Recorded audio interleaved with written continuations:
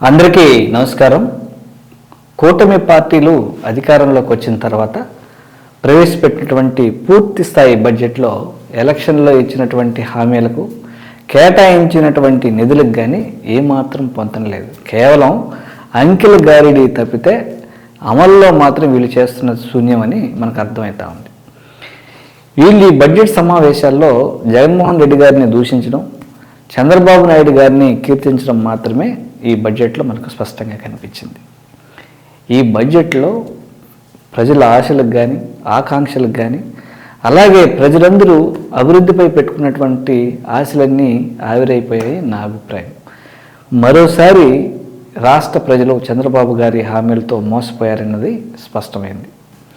ఈ నిధుల కేటాయింపు చూస్తూ ఉంటే బాబు షూరిటీ భవిష్యత్తుకు గ్యారంటీ లేదు అనిపిస్తుంది. లబ్ధిదారుల సంఖ్యలో పెద్ద పెద్ద కోతలు పడేలా చేయబోతున్నారని అర్థమవుతా ఉంది.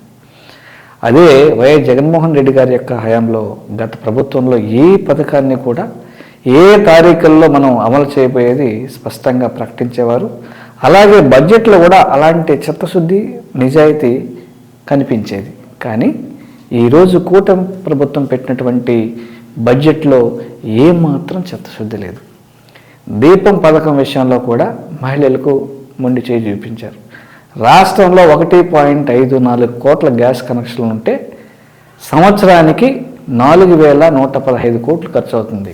కానీ బడ్జెట్లో వీళ్ళు మాత్రం పెట్టింది 2,600 కోట్లు మాత్రమే కేటాయించారు. పెన్షన్ల విషయానికి వస్తే గత సంవత్సరం మార్చి నెలలో 66,34,000 మందికి లబ్ధిదారులు ఉండగా ఇందులో 32,000 కోట్లు కేటాయించాలి. కానీ బడ్జెట్లో కేటాయించిందంతా కేవలం 27,000 కోట్లు మాత్రమే. అంటే దీన్ని బట్టి ఏమవుతుంది? పెన్షన్లు పెద్ద ఎత్తున కోతలు విధించబోతున్నారని. గతంలో వైఎస్ జగన్మోహన్ రెడ్డి గారు అమలు చేసినటువంటి పథకాలైనటువంటి చేయూత కానీ, వసతి దీవెన కానీ, ఆసరా కానీ, నేతన్న నేస్తం కానీ, కాపు నేస్తం కానీ, ఈబీసీ నేస్తం కానీ, వాహన మిత్ర కానీ, జగనన్న తోడు కానీ, పిల్లలకు ఇంగ్లీష్ మీడియం చదువులు చెప్పించేందుకు కానీ, నాడు నేడుకు కానీ, 0 వడ్డీ పంట రుణాలకు కానీ, ఉచిత పంటల బీమా కానీ ఇలాంటి ఏ పథకాన్ని కూడా వాళ్ళు అమలు చేసే పరిస్థితి లేదు, చేయట్లేదు. ఈ పథకాలన్నీ కూడా పేద బడుగు బలహీన వర్గాలకి ఆశాజ్యోతిలా కనిపించేది. కానీ ఇది కేవలం వారి అనుయాయులకి మాత్రమే పెద్ద ఎత్తున ప్రయోజనం చేకూర్చే విధంగా ఉంది. కానీ ఇది పేద ప్రజలకు కానీ అలాగే మధ్యతరగతి ప్రజలకు కానీ ఎంప్లాయీస్కి కానీ ఈ బడ్జెట్ వల్ల వచ్చినటువంటి పెద్ద ఉపయోగం లేదని అర్థమవుతాం.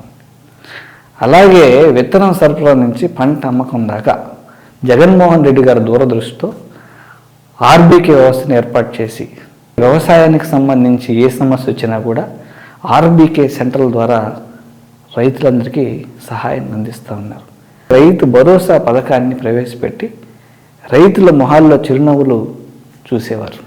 కానీ ఇప్పుడు ఎటు చూసినా రైతులు బాధలు తప్ప వాళ్ళకి ఇస్తానన్నటువంటి అన్నదాత సుఖీభవ పథకం అని ఏడాదికి 20,000 ఇస్తామని చెప్పాను.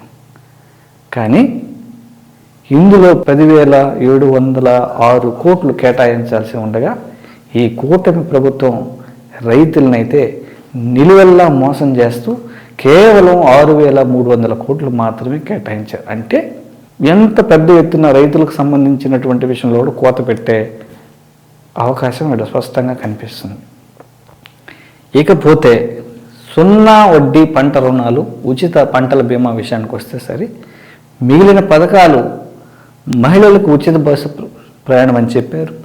అలాగే నిరుద్యోగ భృతి అన్నారు. 18 సంవత్సరాలు నిండినటువంటి మహిళలకు అందరికి కూడా ఆర్థికంగా భరోసా ఇస్తారన్నారు. కానీ వీటన్నిటికీ ఈ బడ్జెట్లో ఎలాంటి హామీ కానీ బడ్జెట్ కేటాయింపులు కానీ లేవు. ప్రజలకు ఇచ్చినటువంటి హామీలను పక్కన పెట్టి కేవలం అంకెలు గారిడీ చేయడం తప్ప ఈ బడ్జెట్ పూర్తిగా అసమతుల్య బడ్జెట్ అని ప్రజలందరూ గమనించాలి. అలాగే ప్రభుత్వ వైఫల్యాలను ప్రశ్నించాలి. మోసపూరిత హామీలు ఇచ్చినటువంటి కూటమి ప్రభుత్వాన్ని నిలదీయాలి.